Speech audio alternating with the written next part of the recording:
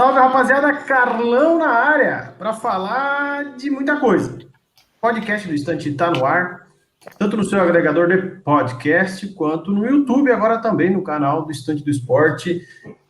Graças a Deus o patrão liberou verba para a gente virar multiplataforma. Hoje a gente está com fundo aqui de bola, porque vai falar bastante de futebol, de bola, coisas que gostamos, nem sempre entendemos, mas opinamos. Sozinho o Carlão não faz nada. Para variar, tem o patrão de um lado e o diretor do outro. Fressatão, tudo bem, querido? Tudo certo, Carlão. Por aqui, tudo meio gelado. Esse clima tá me congelando, mas nada demais. Vamos falar de bola que logo, logo esquenta. É verdade. Ainda bem, porque se tivesse calor aí, seu cachorro latido seria um hot dog. Fernandão, tudo bem, querido? Camisa do PSG modinha aí. Aí você também tá nessa piadinha de dizer que torcia desde 1800 e tanto, é isso? Na verdade, não. Eu nem torço pro PSG, mas eu trouxe só para deixar os nossos queridos espectadores, ouvintes felizes ali, porque chegou, né, o novo super time, Carlão. O novo super time aí, o Messi chegou, Neymar, Mbappé. Então eu vim aqui em homenagem sua, porque eu sei que você fez uns conteúdos bacanas sobre o PSG também, mas a gente vai discutir bastante isso aí, né? Vai trocar bastante ideia. Fernandão, as redes sociais do Estante pararam de funcionar? Ou conta aí para nós onde é que nós estamos? Nunca param de funcionar, tem muita novidade lá. É só procurar lá no Facebook, no Instagram, no Twitter, no YouTube, você encontra em tudo que é lugar. Só procurar Estante do Esporte que você encontra a gente lá. Até no Google. Bom demais, legal demais, legal demais. Seguinte, hoje o papo é sobre super times, tá? A Fernandão já citou, tá com a camisa do PSG, Fressato é um grande conhecedor, eu tô aqui para apresentar.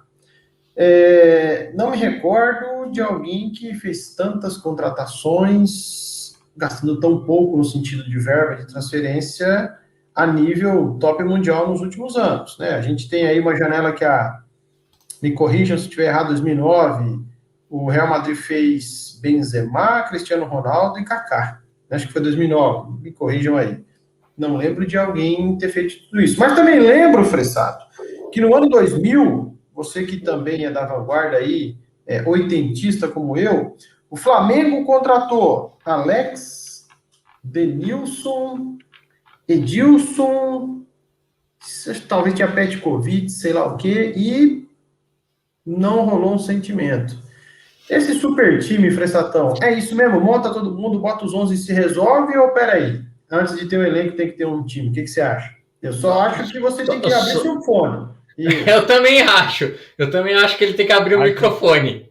Ajuda, opa, me desmontaram, queriam que eu não falasse a verdade, agora eu vou falar. Os super times que a gente viu já sendo montados, como o Palmeiras de 93, 94, esse sim teve sucesso, porém citando o Flamengo de 2000, que como você falou, e o Real Madrid também, os Galácticos mais ou menos dessa época, são provas vivas e que não é assim tão fácil ter sucesso amontoando estrelas, contratando, abrindo os cofres. É preciso dar liga entre essas estrelas. E convenhamos, aquele Flamengo de 2000, o Carioca foi muito para eles. E o Real Madrid também não conquistou a Champions League quando estava todo aquele elenco deles. Então, será que o PSG vai seguir o mesmo caminho? Mbappé, Neymar e tantos outros, será que vai funcionar? Neymar e Messi a gente já viu que funciona, certo? Porém, e com esse resto, essa garotada que está acompanhando eles? Claro, lá atrás tem o Sérgio Ramos, mas também Sérgio Ramos e Messi? Fica aí uma questão no ar, né? E aí, Fernandão? Não, isso é verdade. Eu acho que foi a coisa mais diferente que a gente podia imaginar, né? Sérgio Ramos e Messi no mesmo time, né? Eu acho que isso que foi mais surpreendente, né? A ida do Messi lá, a gente já estava esperando fazer uma temporada e meia já, né? Vamos dizer assim, a gente já estava esperando na penúltima janela, aquela discussão toda do Messi não renovar e acaba renovando com o Barcelona, fica lá. Mas, assim, é um elenco, se você colocar no papel e olhar, você vai falar assim, nossa, ganha tudo. Mas, né, a gente está esquecendo de uma peça muito importante, né? É a peça que fica lá no banco, é a peça que monta esse elenco dentro do gramado, entendeu? Então, assim, o Pochettino não tem uma história de vencedor, né? Então, gente, aí que vem uma dúvida muito grande na minha cabeça sobre o Paris Saint-Germain. Eu acho que o campeonato francês é obrigação, a Copa da França é obrigação, agora a Champions League eu já não sei mais, cara, eu não sei não, porque assim... tem outros times aí. O Chelsea tá fazendo boas contratações. O United vem forte. Então tem vários outros times aí. O City também. Então, gente, Ó, se você parar para analisar, quem imaginava que o Chelsea ia ser campeão da Champions League na temporada passada sem poder contratar? Na verdade, ele contratou, mas contratou uns caras que ninguém dava fé, sabe? Não era aquele Chelsea lá, lembra do primeiro ano do Roman Abramovich, que contratou Deus e o mundo? Shevchenko, fez uma baita seleção, né? E ganhou na Inglaterra e ficava voltando sempre ganhar alguma coisa, né? Não ganhou o Mundial que perdeu pro Corinthians, né? O Carlão comemorou muito esse título, né?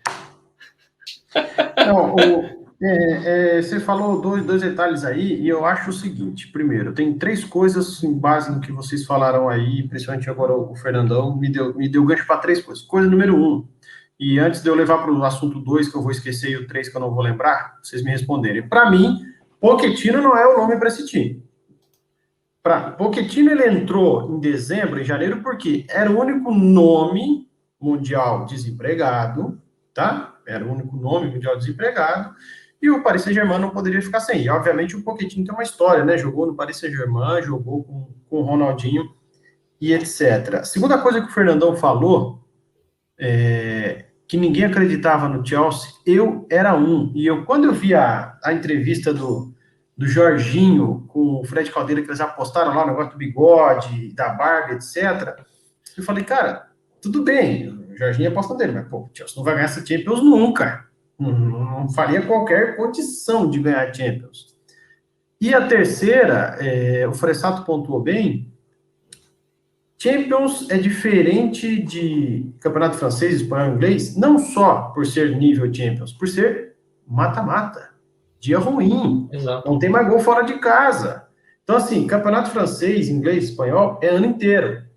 Ou seja, é a vantagem de, pô, Messi está fadigado, sai Messi, vem de Maria, vai jogar contra o Lorient, por exemplo. Pô, Neymar não joga um outro cara na ponta esquerda, joga o Draxler, por exemplo, ou o Icardi não joga outro centroavante.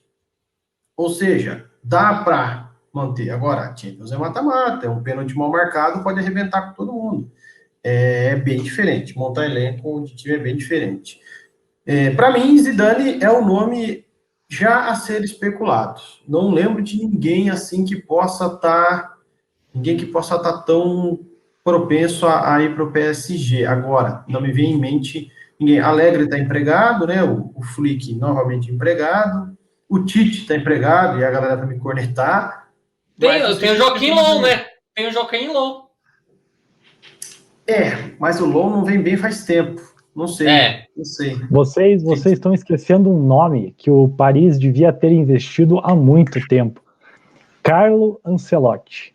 Simplesmente Carlo Ancelotti. Mas esse já teve lá. Sim. Mas esse daria Champions para esse PSG com certeza, Carlão. Acredito que pode dar shape para outro time, né? Agora pode dar shape para outro time, porque tá ali para quase querendo roubar uma das estrelas, né? Isso, se ele der essa Champions aí, ele é um técnico galáctico. Se ele trouxer essa Champions pro Real, ele é o senhor galáctico. Aí eu vou... Ele é o técnico dos times. Assim, do super time tem que ter ele. Pode falar, Carlão, pode falar. Ele foi o primeiro técnico grande do PSG depois da parceria, né? A parceria começou não é Carembê, com Boaré, o treinador do PSG, durou 6 meses, veio o Ancelotti em janeiro de 2013, quando foi o Lucas, etc.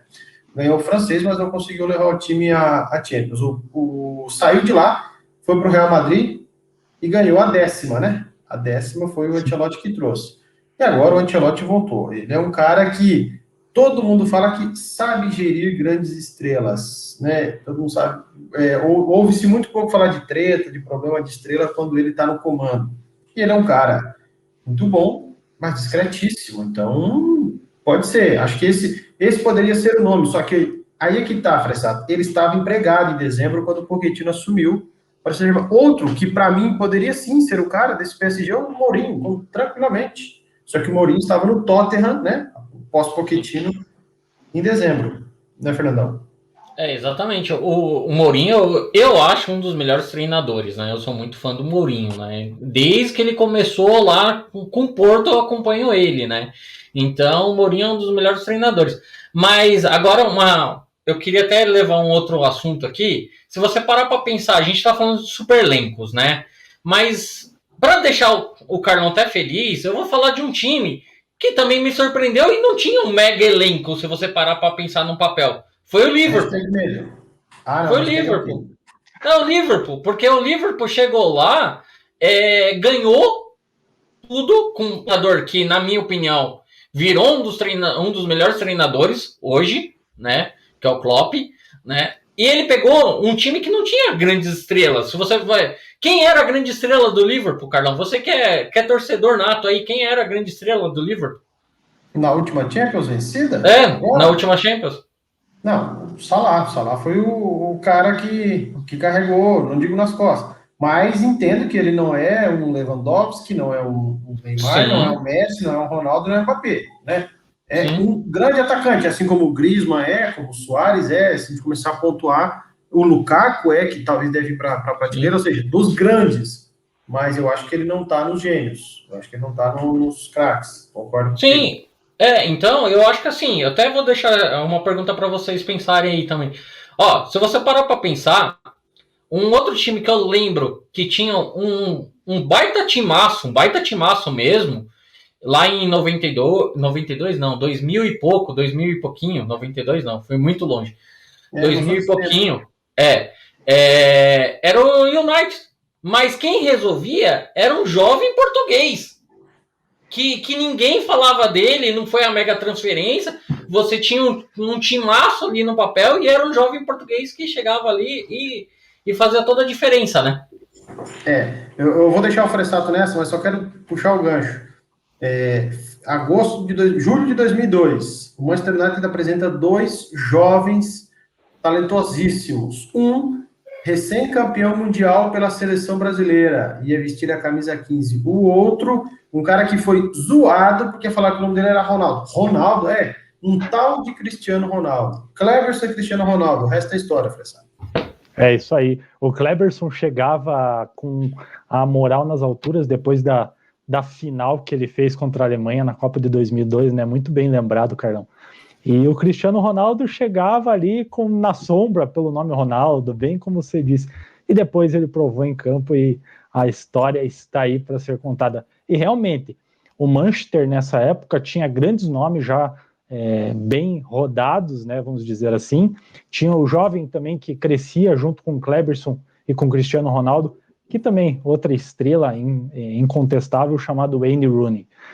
E esses jovens levaram o time nas costas, mesmo cheio de figurões, né? Que o diga Berbatov, que o diga Scholes, que o diga Giggs, e eles... Beckham. Então, o Beckham foi 2004. Foi 2004, né, Fernando? Você fica aí me atrapalhando. Não, mas o Manchester United e o Cristiano Ronaldo surgiu para pegar a 7 do Beckham. Isso é bem lembrado. Então, o super time do United foi conduzido por jovens. E nesse time do Paris Saint-Germain, eles pegaram jovens depois, né, da crescente deles. Draxler, a gente não vê mais render o que estava rendendo no futebol alemão. O próprio o meio-campo italiano, Verratti não está jogando mais do que jogava, cara. Exatamente.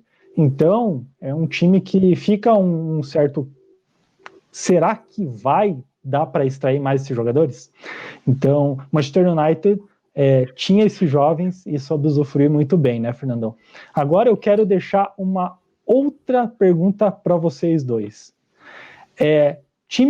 Um time que não foi super time no papel, mas foi super time em campo. Qual time vem na mente de vocês? Cruzeiro 2003. Cruzeiro 2003 foi uma máquina. Muito bem acertadinha, né, Carlão? E outro que a gente pode pontuar é o Bayern de Munique na última passagem, inclusive, do Ancelotti. Não era um grandiosíssimo time, mas o que ele tirou de Ribéry e de Robben, foi fantástico, cara. Foi fantástico. Então, o papel muitas vezes mente. Mas aí a gente vai pro papel novamente, pensando no papel novamente, eu vou lembrar da Inter, naquele tempo que o italiano era o super futebol europeu, né? E aquela Inter que era uma máquina, né? Com o Ronaldo, o chileno, agora que fugiu o nome dele também, o Zamorano. Então, depois aí veio o Adriano, veio a época do Adriano, o Snyder mesmo, que passou pela Inter também. Cara, a Inter também era um timaço. A Inter também dominou muito tempo aquele super time ali na Europa, ali, né? Porque era Inter e Milan, né? Era aquele tempo que os italianos estavam ali, tipo, não existia Juve, né? Não existia Juve. Eu vou tirar o Fressato aqui? Não existia Juve. Não existia Juve, que agora dominou o futebol italiano, mas aquele tempo, cara, a Itália tinha um super time. E a Inter sofria, mesmo assim, tendo um mega time no papel e sofria um pouco, né? Então, assim, se vocês pararem para pensar assim de super time, assim, eu acho que assim, tirando o Barcelona, que teve uma fase muito boa, né, em ganhar tudo de uma vez, né, ganhava o espanhol e ganhava a Champions, ganhava o espanhol, ganhava a Champions, ganhava o espanhol, ganhava a Champions. Eu não lembro outro time que herdou assim um super time por muito tempo, sabe? Além de estar no papel, porque o Barcelona ele veio crescendo, né? Ele veio lá, se você lembrar do Barcelona de 92, até então, ele veio sempre montando uma equipe cheia de estrelas, né? O Barcelona ganhou a Champions 92, depois foi ganhar só em 2011, né? Que veio uma sequência, né? Isso.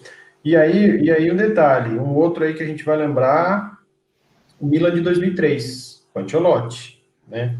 Ancelotti. Nós tínhamos Seedorf, Kaká, Pirlo, Gattuso, nós tínhamos Maldini jogando, Dida era o goleiro, Cafu, eu acho que ainda era o lateral direito, Jankulovski era o mais fraco na esquerda, se assemelha muito a esse... Não era do Serginho já, essa época do Milan?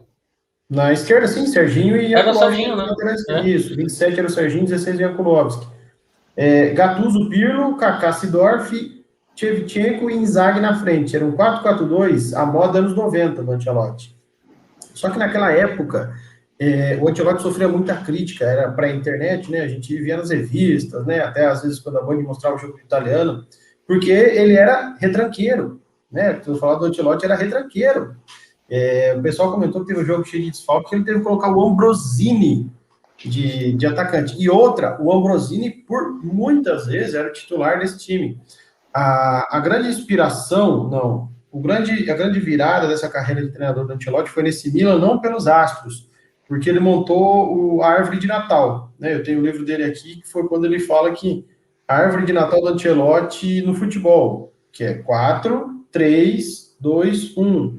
Era a defesa com Cafu, Maldini. Eu não sei se o outro zagueiro era o Roque Júnior, não tá me fugindo aí, não lembro. Na esquerda, Jankulovski, o Serginho. E aí tinha... Não, era o Costa Curta, não era o Costa Curta? Costa Curta, camisa assim, perfeito. Na meia, Gattuso, Ambrosini batendo em todo mundo, Pirlo entre eles. Seedorf, Kaká um pouquinho à frente, Shevchenko na frente e o Inzaghi entrando para fazer gol. Então esse foi um super time que me chamou a atenção também. Minha memória até que tá boa para esses lances aí. E ainda tinha naquele time que eu lembro, era Rivaldo, tinha o Crespo, que hoje é treinador de São Paulo. Camisa 11 do Crespo. Tinha o Rock Júnior que você falou, e tinha aquele zagueiro holandês, careca, o Stan. Stan, cara. Eu adorava o modo carreira naquela época, que eu contratava sempre o Stan para ser meu zagueiro, né? Porque, nossa senhora, ele era muito bruto, cara. Ele era muito bruto. Você sabe que o Jaap Stan tem uma história de arrependimento muito grande com o Manchester United, né? O Jaap Stan era da Lazio, né? E era lá o maior zagueiro do mundo na época, etc. O Manchester United aposentou, o Laurent Blanc se aposentou. Falando do Laurent Blanc, tá um treinador que não sei onde é que foi parar. O Laurent Blanc aposentou, o Manchester United teve que buscar alguém, buscou o Jaap Stan, que acho que 2 temporadas voltou para a Itália e foi para o Milan, porque não rendeu o Fressatão. Mas era um monstro. E como treinador, cara, também não é bom, não. Teve a melhor fase dele agora, ele pegou o Reading, levou para um playoff de Championship, saiu do Reading, foi para a Holanda, acho que no AZ, se eu não me engano, e depois foi para o Cincinnati ano passado, onde foi lanterna na MLS. Carlão ainda tá bom. A minha memória tá melhor, Fernandão, do que para novela. Se um podcast for de novela, a gente fica falando aqui dos anos 90. Ó, só para te responder, o Blanc, né, ele tá no futebol do Catar, se não falha a memória, treinando um time do Catar. Tá ganhando dinheiro, tá bom. Tá ganhando dinheiro, tá lá ganhando dinheiro. E aí, Fressato? É, isso aí. Agora eu queria puxar um outro assunto. Super times aqui da América do Sul, que nós tivemos época dourada de super times na América do Sul. Me veio à memória, até eu não consegui achar aqui grandes contratações, mas o Milionários da Colômbia, no década de 50, 60, eles fizeram um grande aporte financeiro e levaram grandes estrelas lá, capitaneadas pelo Alfredo Di Stefano. Alfredo Di Stefano, um dos grandes nomes, né, do futebol sul-americano e depois do europeu, né, porque foi um argentino que se naturalizou espanhol. E aqui no Brasil também nós tivemos um certo time da Baixada Santista que mandava, desmandava, e era metade da seleção brasileira, porque o resto era Botafogo. Então, o Santos da Era Pelé pode ser considerado um super time? Ah, com certeza, na minha opinião, com certeza. Para alegria do Granato, né, o nosso amigo Gustavo Granato, o Santos era uma máquina, né? Eu acho que assim, querendo ou não, o Santos ele ganhava tudo aqui e fazia amistosos na Europa e ganhava dos europeus absurdamente lá, ganhava massacrando os europeus.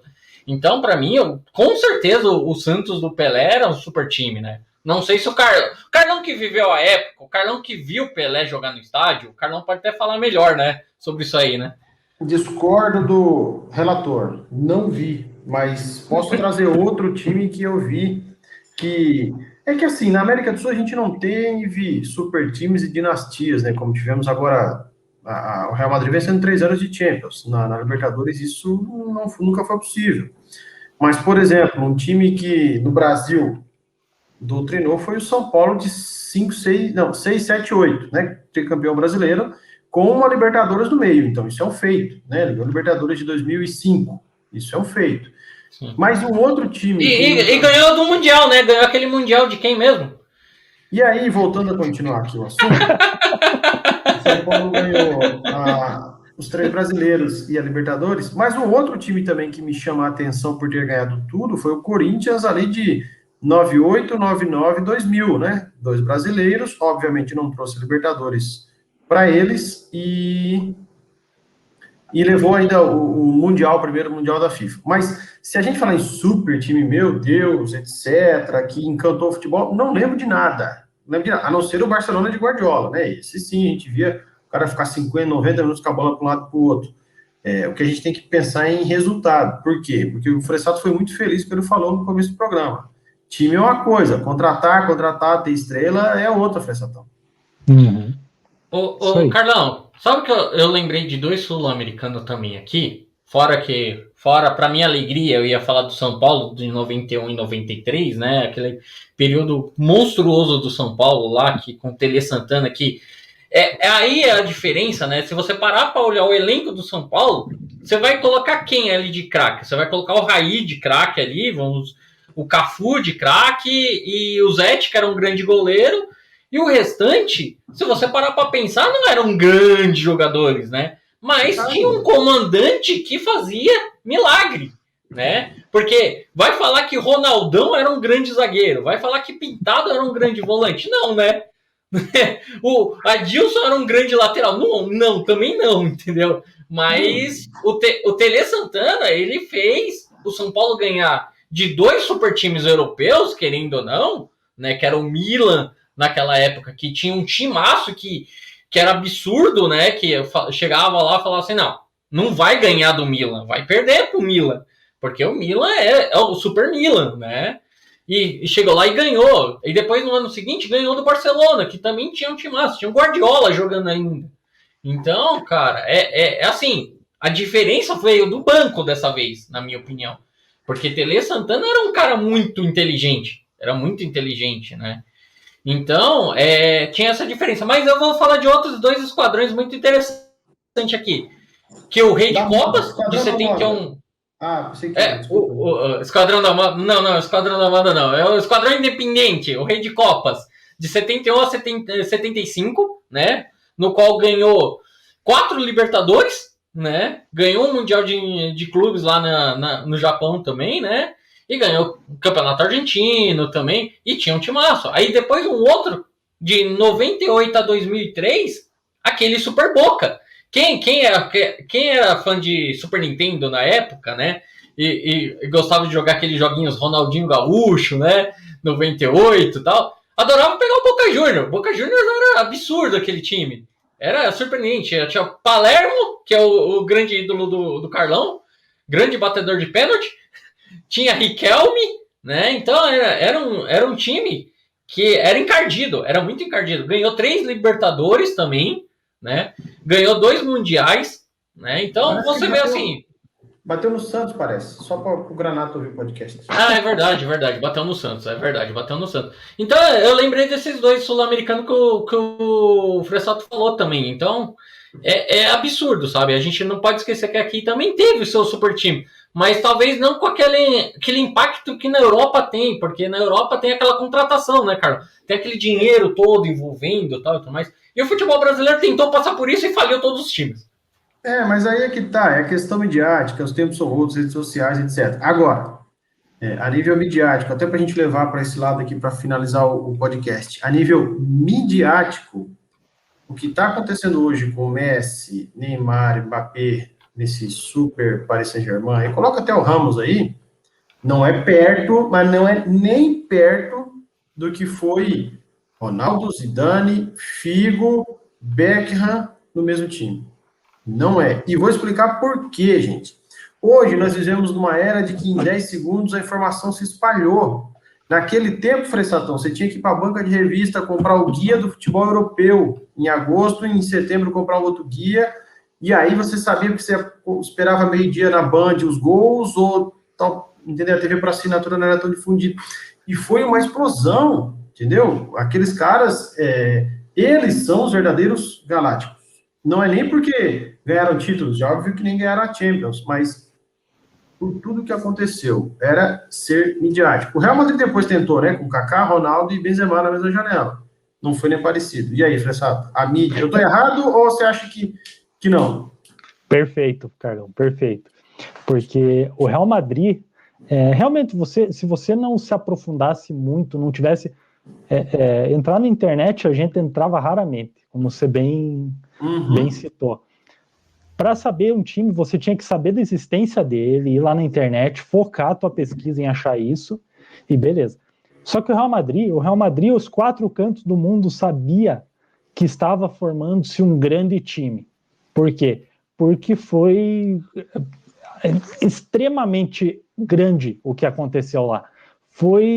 Quando os 4 chegaram e iam jogar juntos, todo mundo ficou absorto, né, sem reação, porque como pode isso? E o Real Madrid estava concretizando um time que todo mundo queria ver jogar junto, e realizou-se.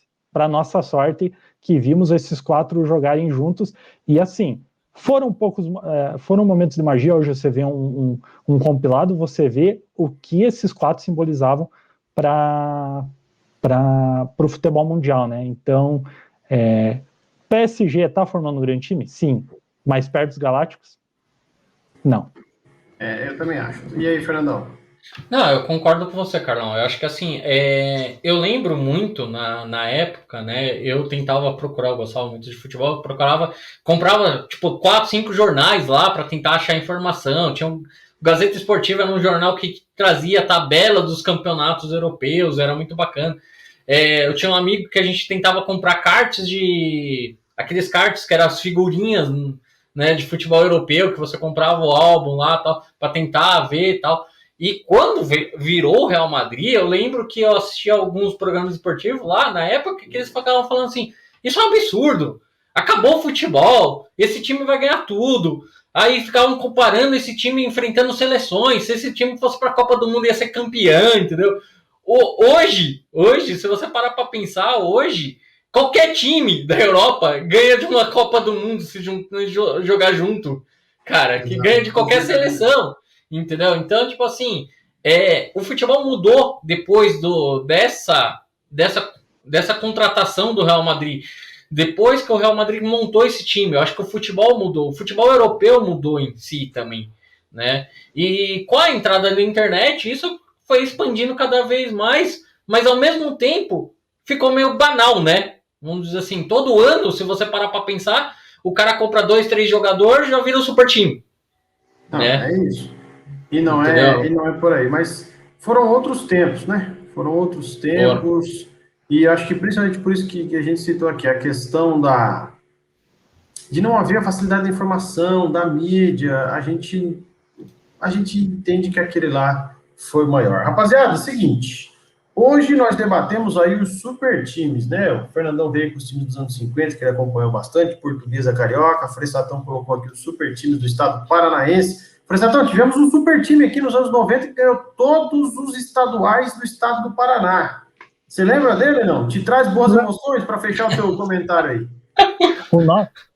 O nome disso é saudade, Carlão. Ai, que saudade daquela época que eu tirava sarro de todo mundo e tava faceiro. Mas eu vou deixar uma frase para todo mundo que está vendo esse PSG ser montado, que é a seguinte: para você ser uma constelação, você tem que brilhar. Prove isso. Bom, cara. Fernandão, vai lá e depois desse encerramento do Fressato aí, quase não falo mais nada. Fecha aí, Fernandão, vai lá. Literalmente eu vou fechar, Carlão. Eu vou fechar aqui porque depois dessa não tem o que falar. Eu só vou colocar um aviso para os torcedores do Paris Saint-Germain, tá? Não adianta ter milhares de jogadores se você não tem um bom comandante. Então, cara, o que adianta um monte de soldado especializado se você não tem um general? Então, cara, fica difícil. Mas vamos lá, vamos ver, né? Vamos ver o que acontece. Carlão, um assunto que eu queria ver, pra gente pensar aqui, pra trazer pra depois. Vamos ver se a galera gosta. Deixa nos comentários aqui, tá? Trazer aquelas reviravoltas, né? Aquele jogador que era fã, era o ídolo da torcida e foi pro time rival. Lembra do caso do Figo? É o Figo que a gente comentou aqui do Real Madrid. Então, cara, se o pessoal quiser um vídeo sobre isso aí, deixe nos comentários e deixe os assuntos que a gente também vai analisar e trazer. Manda aqui nas redes sociais do Estante também. Certo, rapaziada? E só para finalizar aqui, o Fressato deu sua frase de efeito, o Fernandão também. Se eu sou um torcedor do PSG, eu olharia para vocês dois e diria: se a tua estrela não brilha, não apaga dos outros. Um abraço! Tchau, tchau, gente!